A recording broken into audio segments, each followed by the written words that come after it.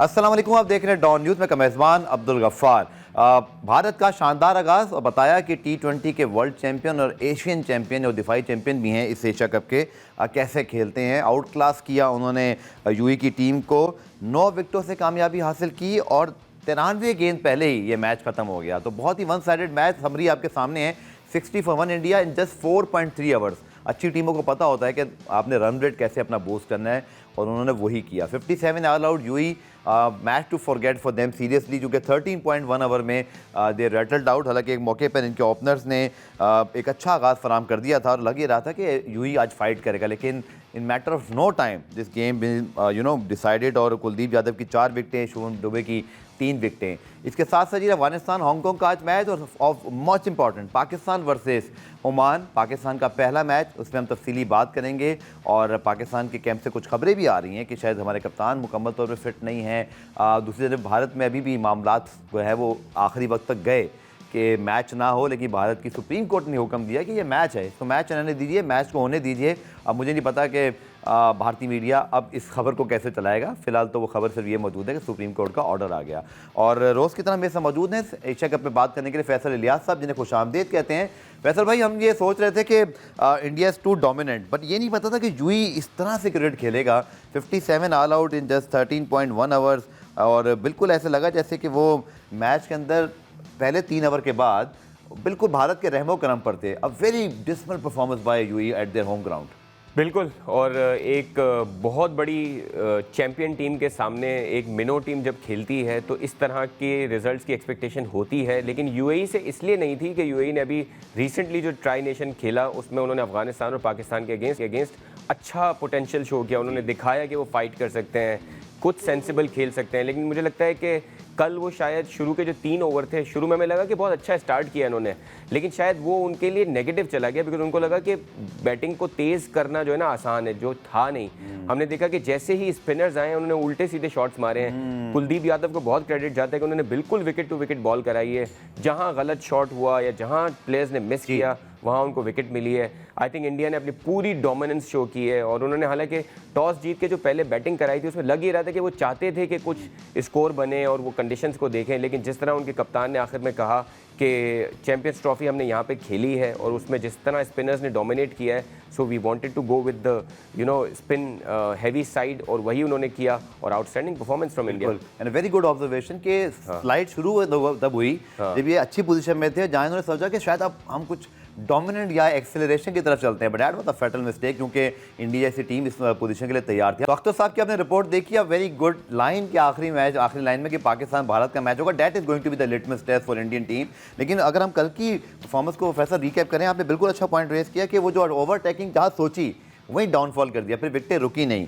लेकिन Indian bowling और जो हमने कल डिस्कस किया था फैसल के विकेट को हम जरूर देखेंगे, आपकी क्या एनालिसिस रहे इस विकेट पर? आगे आप बड़े मैचेस में क्या देख रहे हैं? जिस तरह इंडिया ने बैटिंग की, ऐसा लग नहीं रहा था कि कोई बहुत मुश्किल विकेट है। आप देखें, आपके पास अगर इंडियन बॉलर्स को इसलिए क्रेडिट जाता है, आपके पास जो भी आपका वेपन होता है ना उसको आपको सही इस्तेमाल करना पड़ता है। बुमराह को देखें, उनका पेस है लेकिन उन्होंने समझदारी से इस्तेमाल किया। ओपनर्स जब अटैक कर रहे थे तो उन्होंने पहले, आप जिस ओवर में उन्होंने ओपनर को आउट किया है उसमें आप देखें उन्होंने पहले स्लोअर वंस किए हैं, और जैसे ही जो अटैकिंग ओपनर बैटिंग पे आते हैं उन्होंने एक फास्ट यॉर्कर किया और उस पर वो आउट हुआ है। उसके बाद मुझे लगता है कि कंडीशंस को यूएई की टीम ने बिल्कुल भी रीड नहीं किया। ये पिच ऐसा था जहां आप थोड़ा सा स्टे करते, थोड़ा सा रन्स बनाते, और एक मिनो टीम का ये होता है कि यार सबसे पहले आपका ऑब्जेक्टिव मेरे हिसाब से ये होना चाहिए, आपको 20 ओवर्स खेलने हैं। अगर आपके 3-4 प्लेयर्स जल्दी आउट हो जाते हैं उसके बाद आप इस तरह के शॉट्स नहीं खेल सकते जिस तरह के यूएई ने खेले। मुझे लगता है विकेट इतनी बुरी नहीं थी, इंडिया की बॉलिंग बहुत अच्छी थी, और उसके बाद इंडिया की बैटिंग तो आप क्या ही बात करें। अभिषेक शर्मा या जितने भी उनके नए प्लेयर्स हैं, अभी तो तिलक वर्मा और ये सब तो आपने देखे नहीं, बैटिंग ही नहीं आई। सूर्य कुमार को देखें, विकेट पे आती है, अगर उनके रेंज में बॉल आएगी तो वो 6 मारेंगे। So this is the how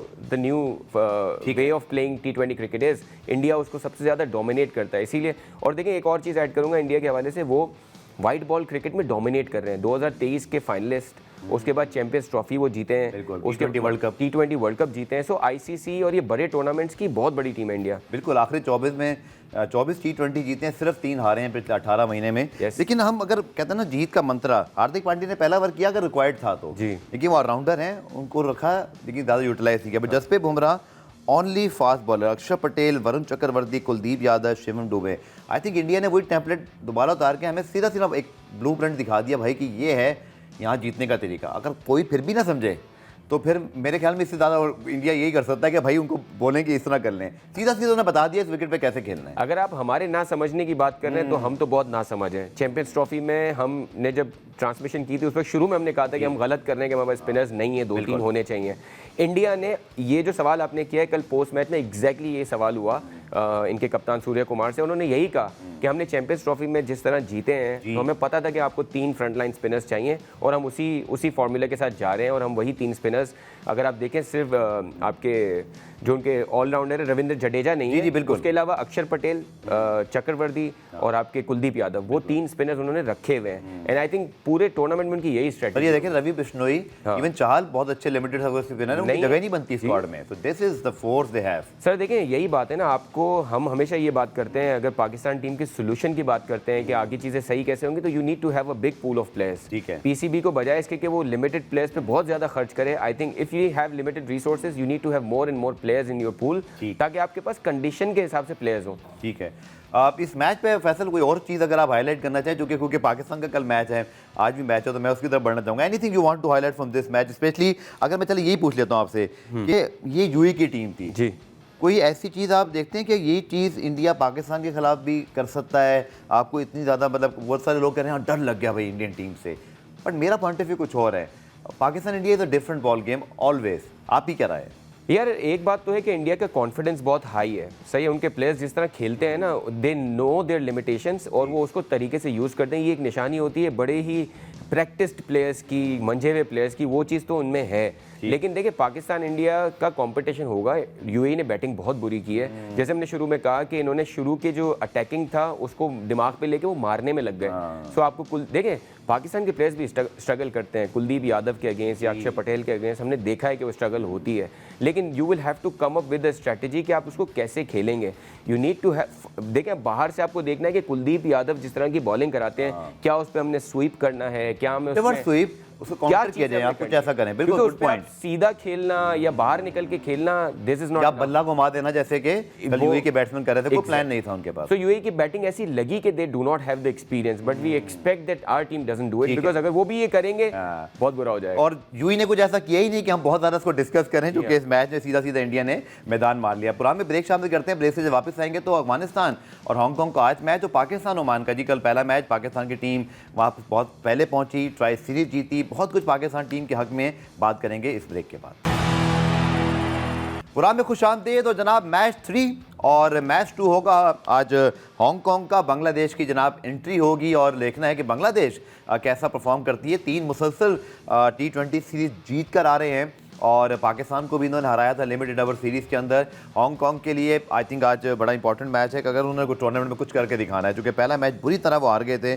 और फैसल बांग्लादेश जिनका स्क्वाड भी हम सामने स्क्रीन पर ले आते हैं, जरा उनको डिस्कस भी करेंगे what they have in their armoury right now. Faisal इनके स्क्वाड पे भी साथ साथ बात की जाएगा और आपके ख्याल में मैच, चूँकि लिटन दास और ये टीम यंग प्लेयर्स के आने के बाद उभर रही है। इन्होंने पाकिस्तान को टेस्ट सीरीज हराया, पाकिस्तान को लिमिटेड ओवर्स में हराया, and they have some very quality spin allrounder like Mehidy Hasan and Rishad जो कि पीएसएल में खेलते हैं। यस फैसल। बिल्कुल सर, इसमें सबसे बड़ी बात ये कि उनके यंग कैप्टन है लिटन दास, उनकी कप्तानी में उनकी विकेट कीपिंग की स्किल्स भी बहुत अच्छी हो गई हैं, बैटिंग बहुत अच्छी कर रहे हैं। उसके बाद इनको भी देखें तमीम इकबाल, शाकिबुल हसन ऐसे प्लेयर्स छोड़ के गए हैं। So this team also is trying to regroup and young players को उन्होंने डाला और हमने देखा है कि इनके यंगस्टर्स डिलीवर कर रहे हैं। साथ साथ पुराने प्लेयर्स भी उन्होंने रखे हैं, जैसे मुस्तफिजुर हैं, वो पुराने प्लेयर हैं, मेहदी हसन का कुछ एक्सपीरियंस हो गया है, लेकिन ये पूरी टीम देखें अब जेल करती है, अच्छे रिजल्ट्स दे रहे हैं। पाकिस्तान को उन्होंने T20 में हराया जैसे कि आपने कहा। So one team to watch out for. Asia cup में वो हमेशा उभर के अच्छे सामने आते हैं और ये टूर्नामेंट इनके लिए एक ऐसा टूर्नामेंट है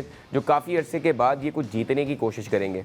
हमें अभी भी याद होगा जो बांग्लादेश में जाके हमने मैचेस खेले थे एशिया कप के, वो याद वापस लाने की कोशिश करेंगे, बिकॉज अब बांग्लादेश की टीम इतनी नई भी नहीं है, पुरानी टीम है, टेस्ट क्रिकेट का एक्सपीरियंस हो चुका है, रिसेंटली अच्छा खेल रहे हैं। सो आई थिंक ये team, this team is to watch out for in this. आपने अच्छा याद दिलाया, एशिया कप में उस जमाने में भी बड़े कंपेटिटिव थे, बड़े इनके हार्ड ब्रेक्स हुए। ये वो टीम है जिसने फिनिश लाइन कभी क्रॉस नहीं की। इनका प्रॉब्लम ये था, बट आई थिंक जो लिटन दास, जैसे हमने बताया कि पाकिस्तान को पाकिस्तान में हरा के गए, 3 कंसेक्यूटिव T20 सीरीज जीत के आ रहे हैं और आई थिंक इनके लिए भी बहुत अच्छा है पाकिस्तान की तरह कि इनको हांगकांग से स्टार्ट मिल रहा है, तो कोई बड़ा मैच का प्रेशर नहीं है, they can settle down, they are always a great spinning side, इनके पास बहुत अच्छे स्पिन ऑप्शंस हैं और आई थिंक मेहदी हसन इनके पास, तंजीम है, इसी तरह इनके पास अगर बात करते हैं इनके पास रिशद हुसैन खास तौर पर, क्योंकि अब वो बहुत एक सीजन कैंपेनर बन गए हैं। Rishad is going to be हाँ। की, मतलब वो जिस तरह की अच्छी इनकी बैटिंग पे आप क्या समझते हैं? मुझे लगता है थोड़ा सा बैटिंग में इनको पॉइंट प्रूव करना है, बिकॉज इनकी बैटिंग में क्या वो स्ट्राइक रेट वाले अच्छे प्लेयर्स हैं, क्या वो अच्छे स्पिनर्स को खेल सकते हैं?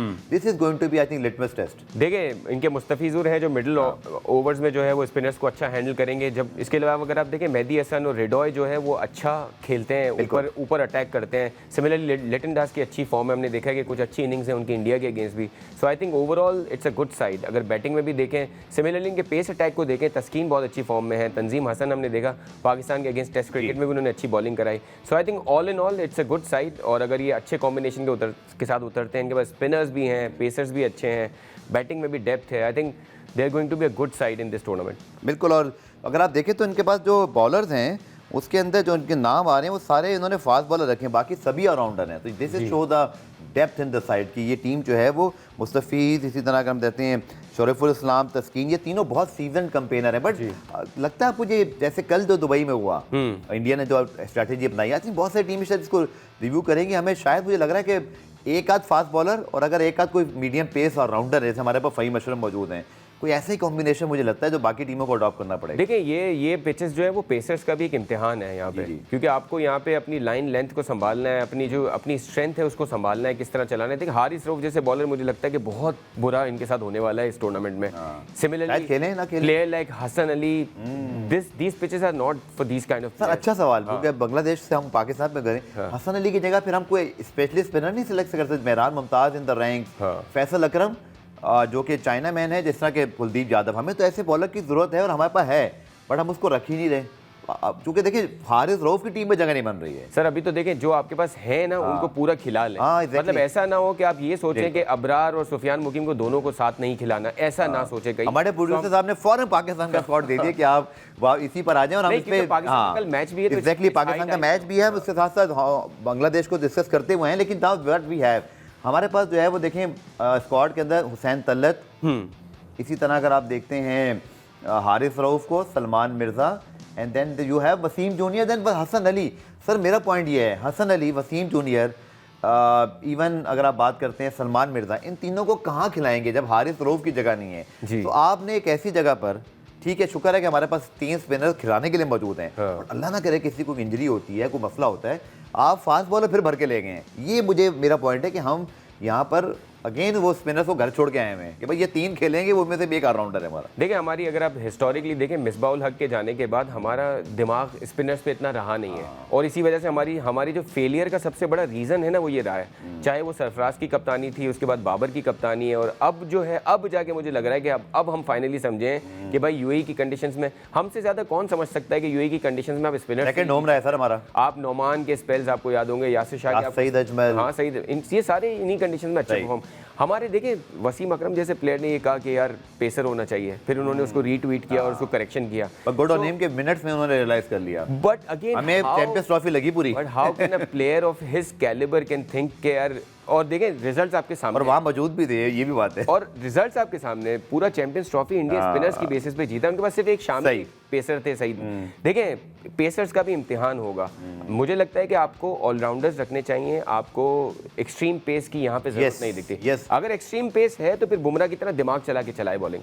ठीक है, अब ब्रेक लेते हैं, ब्रेक से वापस आएंगे तो बांग्लादेश का मेरा एक पॉइंट रह गया था, वो मैं कंप्लीट करूंगा कि इनके पास 7 से 8 ऑलराउंडर्स हैं। Now they have some quality spin allrounders, जिसकी वजह से इनकी टीम की एक कॉम्बिनेशन अच्छा बन जाता है। पाकिस्तान के पास क्या बॉलिंग में ऐसे ऑप्शन है नवाज के अलावा? कहीं डोमेस्टिक में पड़े हुए हैं, वो ज़रा डिस्कस करते हैं, क्योंकि हमने फिर फास्ट बॉलर बहुत भर ली हैं और लगता है कि उनमें से किसी को एक को ही खिलाना पड़ेगा। मिलते हैं short commercial break.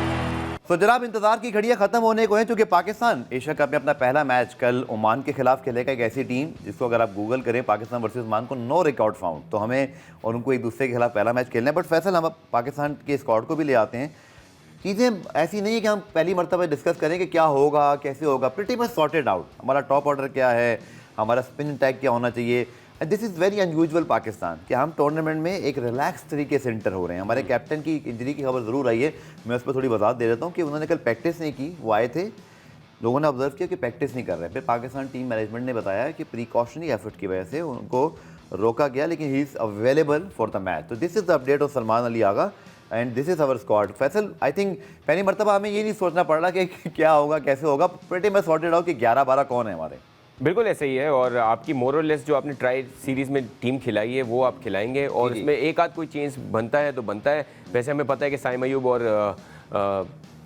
Farhan Ali ये ओपनिंग करेंगे आपके पास, और नीचे आपके पास फ़खर जमान जैसा सीनियर प्लेयर है, सलमान अली आगा जैसे कैप्टन है आपके पास जो अच्छी फॉर्म में दिखे, स्पिनर्स को अच्छा खेल रहे हैं। देखिए यहाँ पे जीतेगा वो जो आपका स्पिनर्स को अच्छा खेलेगा, आपको मिडिल ओवर्स में अच्छा खेलना है, लेकिन आपको फ्री हैंड देना पड़ेगा कुछ प्लेयर्स को। मुझे अभी भी लगता है कि आप जो आपके कीपर हैं हारिस, उनको आप बहुत नीचे खिला रहे हैं, या तो फिर अगर जैसे हमने देखा कि ट्राई सीरीज में हमने उनको मिडिल ऑर्डर में भेजा, या तो फिर उनको बिल्कुल ही आप 17वें 18वें ओवर में भेजें जहां पे उनको आप बोले जो जाके करना है, जहाँ एक क्योंकि छक्का लग जाए और आउट हो जाए, टेंशन ना हो। क्योंकि मिडिल ओवर्स में अगर कोई बंदा आके अजीब से शॉट्स मारता है तो वो थोड़ा अजीब लगता है। एक चीज हम कर सकते हैं फैसल के, अगर हम हारिस को टॉप 3 में रखें, और जैसे हमने फखर को नंबर 3, वो 4 पे खेलते हैं, बाबर रिजवान खेलते थे, उनके अंदर एक और कैपेबिलिटी है कि he is a very fine player, specially on the left arm spinner, जो कि उनका एक आर्क बनता है जिसमें वो लंबे लंबे लेग साइड पे छक्के लगाते हैं। सो मे बी के, या फिर आप समझते हैं कि ये वो विकेटें नहीं है जहाँ हम हारिस से ये डिमांड करें कि जाके तुम मारने शुरू हो जाओ। शायद हारिस को भी ये रियलाइज करना पड़ेगा कि इन विकेटों पे उनको जहाँ मौका मिले थोड़ा सा आपको रिस्पेक्ट देनी है। आप भी क्या राय है? मुझे लगता है कि यहाँ पे सबसे बड़ी यूटिलाइजेशन हारिस की वहीं हो सकती है जहाँ आपकी पेसर्स बॉलिंग करा रहे हो, चाहे वो बिल्कुल ही ऊपर जाके मे बी साइम अयूब के साथ वो ओपनिंग कर लें, और आप जो आपके दूसरे ओपनर हैं उनको आप कह सकते हैं साहबजादा फरहान को आप वन डाउन भेज सकते हैं, या फिर आप हारिस को बिल्कुल ही जो है ना, जब अटैक करने का टाइम आता है 17 ओवर्स ऑनवर्ड्स, वहाँ पे उनको भेजें। मुझे लगता है कि ये बेस्ट यूटिलिटी होगी, बिकॉज हमने मोहम्मद हारिस को स्पिनर्स के अगेंस्ट बहुत अच्छा खेलते हुए नहीं देखा है, लेकिन वो पेसर्स के अगेंस्ट बहुत अच्छा खेल सकते हैं। अगर वो शुरू में, अगर आपके पेस अटैक को शुरू के 3 ओवर में अगर आपको 30-35 रन जल्दी लेके दे सकते हैं तो मैच का पासा पलट जाएगा वहाँ पे, बिकॉज यहाँ पे ज़्यादातर मैचेस 150-160 वाले होंगे, जहाँ 180-90 होंगे, वो बहुत अच्छा आपकी बैटिंग होगी वहाँ पे। सो मुझे लगता है कि हारिस की यूटिलाइजेशन इस तरह होगी। इसके अलावा आपकी टीम सॉर्टेड है, कोई ज़्यादा चेंजेस की ज़रूरत नहीं है। One thing that Pakistan needs to make sure कि आपने यहाँ पे सुफियान मुकीम और अबरार को एक साथ खिलाना है। आपने ये नहीं सोचना, ये तो मैं कहता हूँ हमें ऑफिशियल रिक्वेस्ट कर देनी चाहिए टीम मैनेजमेंट से, कुछ करना करें। आपको याद होगा चैंपियंस ट्रॉफी में हम ये कह रहे थे कि हमने गलती की स्पिनर्स को ना लेके, हम सिर्फ एक स्पिनर के साथ उतरे थे, अबरार हमारे पास थे, सुफियान मुकीम को हमने खिलाया ही नहीं। थोड़ा सा बैटिंग की और बात करते हैं। 142 किए थे।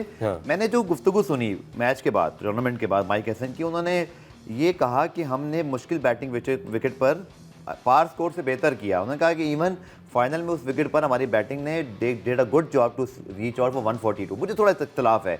आई थिंक मुझे ऐसा लगा था 142 वहाँ पर इतना अच्छा बैटिंग एफर्ट नहीं था, वो इवेंचुअली रन बन गए, मतलब हम स्ट्रगल कर रहे थे, अगर टू बी वेरी ऑनेस्ट। तो बैटिंग में बहुत हमें बेहतरी गुंजाइश है उस ट्राई सीरीज को जीतने के बाद भी। फैसल, एक दो चीज़ें हैं, देखिए हाइंडसाइड में तो ये आप कह सकते हो क्योंकि सामने वाली टीम 70 रन पे आउट हो गई। अगर सामने वाली टीम ये रन्स बना लेती तो आप कभी भी ये नहीं कहते। तो हाइंडसाइड में तो आप कुछ भी कह सकते हो जब आपकी टीम ने अच्छा किया हो, लेकिन अगर आप लॉजिकली देखेंगे ना तो पाकिस्तान की बैटिंग टॉप ऑर्डर ने, साहबजादा फरहान ने बहुत बुरा शॉट खेला था। आप ये एक्सपेक्ट नहीं करते, आप ये एक्सपेक्ट करते हो कि शुरू के 3 ओवर में आप अच्छे क्रिकेटिंग शॉट खेलोगे। आप हर कोई जाके मोहम्मद हारिस की तरह नहीं खेलेगा। There will be some players जिनको लिबर्टी होगी वो मारेंगे, लेकिन कुछ चीज़ें वाकई अच्छी की थी। सलमान अली आगा ने जिस तरह राशिद खान को अटैक किया था, जैसी बॉलें मिली मारी। मोहम्मद नवाज ने कुछ इंटेंशन शो किया था, मारने की कोशिश की उन्होंने। सो पाकिस्तान ने बिट्स एंड पीसेस में अच्छा खेला, लेकिन अगर आप क्रिकेटिंग सेंस में कहें तो बहुत चीज़ें इंप्रूव हो सकती हैं। जहाँ आपको प्रॉपर बैट्समैन की तरह खेलना है वो हमें मिसिंग लिंक दिखा, बिकॉज आप इंडिया जैसी साइड को उस तरह अटैक करने जाएंगे तो आप भी 100 पे ढेर हो जाएंगे। अच्छा, एक प्लेयर हम स्क्वाड भी सामने दोबारा ले आते हैं। हसन नवाज इज समवन जिन्होंने बहुत कम अरसे में अपना नाम भी बनाया, परफॉर्मेंसेस भी की। उनका एक सेंचुरी जब न्यूजीलैंड में लगी, लोगों ने कहा शायद ये फ्लूक है, 4 मैच नहीं चले, but they he really perform the PSL। उन्होंने अपनी टीम कोयटा ग्लैडिएटर्स को बड़े मैचेस जितवाए। देन भी जब पाकिस्तान टीम से जहाँ खेल रहे हैं, वेस्ट इंडीज़ की मुश्किल कंडीशन में भी उन्होंने एक मैच को फिनिश किया था और वह अकेले लड़ते हुए दिखाई दिए। हसन नवाज के ऊपर मैं आपसे ज़रूर जानना चाहूँगा, क्योंकि ये एक ऐसे प्लेयर हैं जो पाकिस्तान के लिए ट्रम्प कार्ड भी हो सकते हैं, बिकॉज अगर ये चल गए तो इस स्पिनर्स को छक्के मारना जानते हैं। पर खुदा ना खास्ता जो हमने कल देखा, कुलदीप यादव की bowling different level all together from other teams, तो टेस्ट होने वाला है। बहुत यंग प्लेयर है भी, मैं बहुत ज़्यादा इस पर दबाव नहीं डालना चाहूँगा, बट हमारी मजबूरी है कि हमारे पास यही एक चॉइस है, हमारे पास मिडिल ऑर्डर में सर और कोई चॉइसेस ही नहीं है। सर मैं इस तरह रीड करता हूं कि सलमान अली आगा के बाद अगर आपके पास सबसे अच्छा स्पिन को खेलने वाला प्लेयर है ना, वो हसन नवाज है। और उनकी जो कुछ स्ट्रेंथ्स है ना, जो मैंने अब तक ऑब्जर्व किया है, वो ये है कि ये वो प्लेयर है जो अपनी हाइट को सही यूटिलाइज करता है। एक अच्छा स्पिनर जब आपको गुड लेंथ पे बॉल करा रहा होता है ना, तो इनकी रेंज इतनी अच्छी बनती है कि वो एक्स्ट्रा कवर या मिड विकेट के ऊपर से मार देते हैं। फुटवर्क में मैंने आपका ये अच्छा पॉइंट था अगेन, कि वो अपने बॉडी को बहुत अच्छा बैक और फॉरवर्ड लेके जाते हैं अपनी पोजीशन को। कभी मैंने इनको देखा है, ही नेवर लुक अगली वाइल प्लेइंग द शॉट। उनके पास एक अच्छी पोजीशन होती है शॉट खेलने के लिए। एब्सोल्युटली, वो क्रिकेट में कहते हैं ना कि you always have to be on the front foot, चाहे आप बॉलर हो चाहे बैटर हो,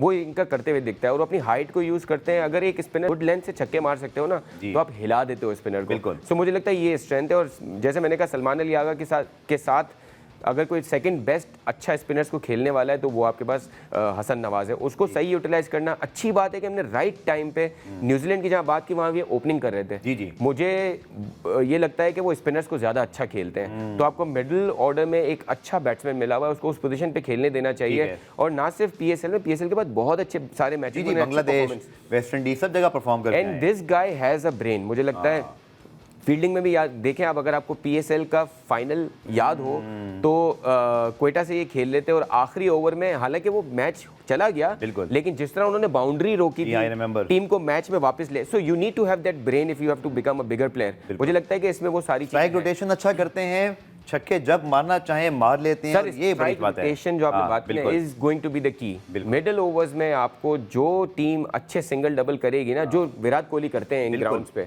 वो प्लेयर आपको चाहिए। बिल्कुल, आपने ठीक कहा। और हसन नवाज में भी एबिलिटी कि छक्के नहीं मारते। हमने देखा, जैसे आप कहा कि great thinking about the game, कि कैसे अपनी इनिंग को बिल्ड डाउन करना है और इम्प्रोवाइज करना जानते हैं। पुरान में ब्रेक शामिल करते हैं अपने ओपोनेंट ओमान की, फिर स्क्वाड को लेकर आएंगे। उनके पास भी कुछ अच्छे प्लेयर्स मौजूद हैं, बट अगेन हमारे खिलाफ जब छोटी टीम आती है ना, तो वो अब डर लगने लग जाता है। हमने आयरलैंड, जिम्बाब्वे, यूएसए से मैचेस हारे हैं, ये हकीकत है। ये सब कुछ 18 महीने में हुआ है, बट लेट्स होप कि इस बार ऐसा ना हो। डिस्कस करेंगे ओमान की टीम को इस ब्रेक के बाद।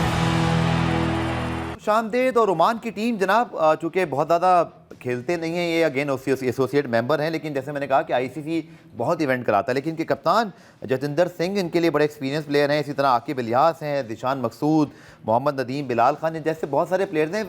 अगेन कोर टीम इनकी हमेशा बरकरार होती है, जो एसोसिएट मेंबर होते हैं, बड़े अरसे से एक साथ खेल रहे होते हैं।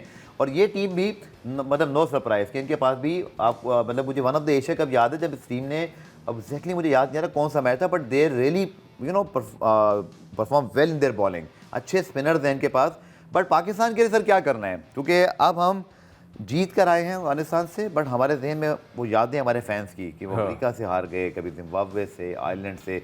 रियली होप एंड विश के ऐसा अल्लाह ना करे हो, बट आसान किसी टीम को नहीं ले सकते आप T20 में। बिल्कुल ऐसा ही है। और देखिए, ये फॉर्मेट होता ही मेरे हिसाब से ये मिनो टीम्स के लिए होता है कि वो अपने आप को शाइन एंड आउट करें, मतलब दिखाएं कि वो हैं, एग्जिस्ट करते हैं। लेकिन ये देखें, इसमें भी पाकिस्तानी और इंडियन बहुत सारे प्लेयर्स हैं और उनसे आप एक्सपेक्ट करते हैं वो देखा जाए तो वो क्रिकेट खेलते हुए ही बड़े होते हैं और उनके अंदर क्रिकेट नेचुरली होती है। जी। लेकिन अगेन मुझे नहीं लगता कि ऐसा कुछ हो जाएगा कि ये पाकिस्तान को हरा देंगे। जैसे हम कह रहे थे कि यूएई चाहे जितना भी अच्छा हो, इंडिया के अगेंस्ट वो इतना अच्छा नहीं कर सकेगा। लेकिन अगेन यू विल एक्सपेक्ट कि पाकिस्तान आज टॉस जीते और बैटिंग करे पहले, बिकॉज बैटिंग करके अपना 20 ओवर खेलना पाकिस्तान के लिए ज़रूरी है। ऑल तो पाकिस्तान शारजा में अच्छा खेल के आया है, ट्राई सीरीज जीती है, but it's a completely different ball game.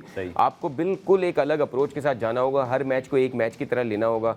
हम बहुत कुछ सीख सकते हैं, जिस तरह इंडिया ने पिछले 3 बड़े टूर्नामेंट्स में अप्रोच किया है टूर्नामेंट्स को, हम सीख सकते हैं उनसे।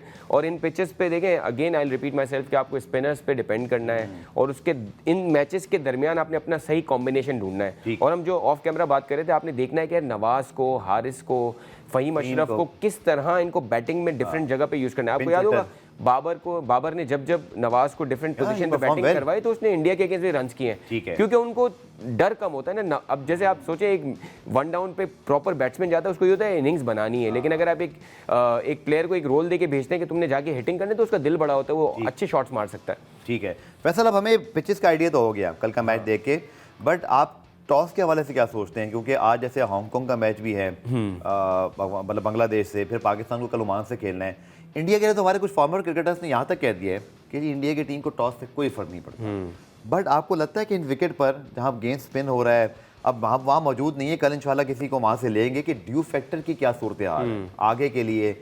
तो फिर स्पिनर्स बहुत ज़्यादा होना है, तो क्या फिर आपका टॉस जीत के बॉलिंग पहले करना हमेशा सही फैसला होगा। आप ही कह रहे थे कि when you are playing too many spinners then the dew factor is going to be absolute की। Yes absolutely. अगर आप अफगानिस्तान और पाकिस्तान का मैच देखें, उसमें अगर आपको याद हो, पहला ओवर जब अबरार करने आए थे तो उस वक्त बॉल बिल्कुल गीला था। उस वक्त मुझे ऐसा लगा कि स्पिनर्स को टर्न नहीं मिलेगा, लेकिन बिल्कुल ही उल्टा हो रहा था। स्पिनर्स को और बड़ा टर्न मिल रहा था सेकंड इनिंग्स में। तो कभी कभी ड्यू हमने पीएसएल के भी शुरू के सीजन अगर आपको याद हो तो वहाँ पे क्वेटा सेकंड बैट में किसी टीम को 100 क्रॉस नहीं करने देता था। मुझे लगता है कि यहाँ पे देखें, अगर एक टीम की अपनी स्किल्स बहुत ज़्यादा हैं तो उसके पे टॉस मैटर नहीं करता, लेकिन मुझे लगता है कि eventually toss is going to matter. चलिए जी, पाकिस्तान ओमान पे तो हम कल प्रेडिक्शन लेंगे, but again Bangladesh Hong Kong, I think Bangladesh should aim for a very good start. और टूर्नामेंट का पैटर्न कुछ ये बना है कि जो छोटी छोटी टीमें हैं ज़रा इनको बड़े बड़े मार्जिन से हराएं। अगेन रन रेट फैक्टर आगे बहुत बड़ा होगा। हाँ, इस ग्रुप में तो रन रेट का फैक्टर होगा, क्योंकि इस ग्रुप में बांग्लादेश के साथ श्रीलंका और अफगानिस्तान है, और अफगानिस्तान ने एक बड़े मार्जिन से हांगकांग को ऑलरेडी मारा है। तो आई थिंक अब इन पे बांग्लादेश पे प्रेशर होगा कि इनको बड़े मार्जिन से मारना है, लेकिन एट द सेम टाइम उसमें हांगकांग के लिए चांस है कि वो अच्छा परफॉर्म करके टफ टाइम दे बांग्लादेश को। But I think Bangladesh is going to win today's match after seeing what Hong Kong could do, because Hong Kong की एक सबसे बड़ी वीकनेस ये है कि उनके पास पेसर्स नहीं है। अब टूर्नामेंट अभी इतना वन पैटर्न जा रहा है कि मेरी और फैसल ने अब तक कोई डिफरेंट बात ही नहीं की, क्योंकि आज भी मैं भी बांग्लादेश के साथ जाऊंगा, बट कल भी हम पाकिस्तान के साथ ही जाएंगे। बट होप करते हैं कि ऐसे ही रहे। अभी तक टूर्नामेंट में कोई बड़ी टीम आपस में मुकाबला नहीं हुआ। लेकिन thank you so much Faisal for your analysis and time. Hope करते हैं कि जी आज मैच अच्छा हो, थोड़ा सा मैच क्रिकेट अच्छी देखने को मिले। पाकिस्तान ओमान पे मैच के साथ इंशाल्लाह कल आपके साथ हाजिर होंगे। डॉन न्यूज़ पे 5 बजे देखना ना भूलिएगा। तब तक के लिए अल्लाह हाफिज़।